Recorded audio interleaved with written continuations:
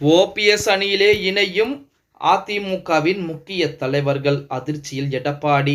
நண்பர்களே, நம்ம போடக்கூடிய வீடியோக்கள் உங்களுக்கு பிடிச்சிருக்கு அப்படின்னா ஒரு லைக் பண்றதுக்கு மட்டும் மறந்துடாதீங்க.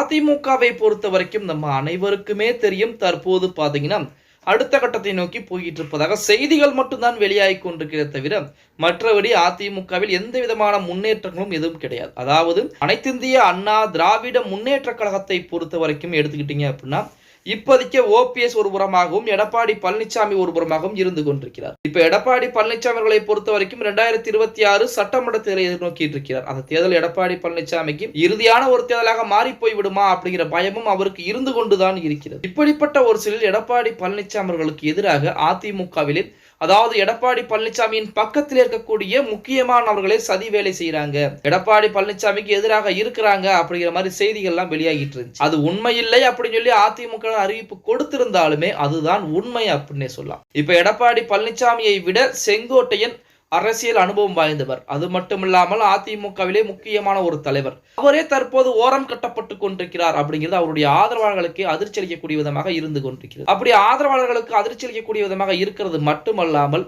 நமது செங்கோட்டையனை அவர்களை பொறுத்த வரைக்கும் இறுதி வரைக்கும் நான் அதிமுகவிலே தான் இருப்பேன் அப்படிங்கிற அறிவிப்பும் கொடுத்திருக்கிறார். இப்படிப்பட்ட ஒரு சூழலில் செங்கோட்டையன் தற்போது பாத்தீங்கன்னா அடுத்த கட்ட முடிவையும் அடுத்த கட்ட ஆலோசனையும் மேற்கொண்டிருக்கிறாராம். அதாவது எடப்பாடி பழனிசாமி எனக்கு பின்பு வந்தவர், அவர் அது மட்டுமல்லாமல் அதிமுகவிலே முக்கியமான உயரிய பொறுப்பிலே இருக்கிறார். அவர் என்னை இன்று ஓரங்கட்டி கொண்டிருக்கிறார். நான் அதிமுகவிற்கு என்ன துரோகம் செய்தேன், எடப்பாடிக்கு என்ன துரோகம் செய்தேன், அப்படி இருக்கக்கூடிய உண்மையாக இருக்கக்கூடிய ஒரு நான் என்னை ஓரம் கட்டுவது சரியா அப்படிங்கிற மாதிரி அவருடைய ஆதரவாளர்கள் மத்தியிலே ஆலோசனை கூட்டம் நடத்தி இருப்பதாகவும் இதன் காரணமாக செங்கோட்டையன் அவர்கள் பார்த்தீங்கன்னா, அதாவது எடப்பாடி பழனிசாமி கொடுக்கப்பட்ட ஆதரவை விலக்கிக் கொண்டு மற்ற ஓபிஎஸ்க்கோ மற்ற நபர்களுக்கோ ஆதரவுகளை கொடுக்கலாம். ஏன்னா ஓபிஎஸும் இதுவரைக்கும் அதிமுக தான் சொல்லிட்டு இருக்கிறார், அவரும் அதிமுகவினர் தான். ஏன் அப்படின்னா அதிமுகவிற்காண்டி தன்னுடைய உழைப்பை எவ்வளவோ கொடுத்திருக்கிறார். அப்படிப்பட்ட நபருக்கு ஆதரவுகளை கொடுத்தால் என்ன அப்படின்னு சொல்லி ஓபிஎஸ் தரப்பிடம் தற்போது பேச்சுவார்த்தை என்பது நடத்தி இருப்பதாக செய்திகள் என்பது இணையதளங்களிலே மிக வைரலாக பரவிக்கொண்டிருக்கிறது. இதை கேள்விப்பட்ட எடப்பாடி பழனிசாமி செங்கோட்டையனை அதிமுகவிலிருந்து நீக்க முடியாது.